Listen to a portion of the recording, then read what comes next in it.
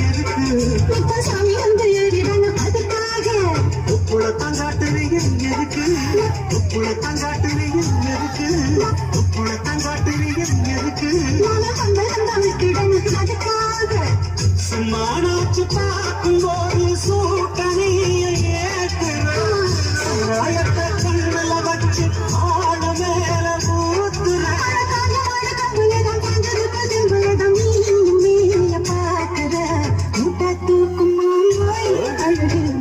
தூக்கலாம் நானும் தீரம் என்ன அததான் நானும் பார்க்கலாம் சங்கதியெல்லாம் தெரிஞ்சோம் சொதப்புறடிப்படி சங்கதியெல்லாம் தெரிஞ்சோம் சொதப்புற எப்படி சொத்த வாசல் கதவு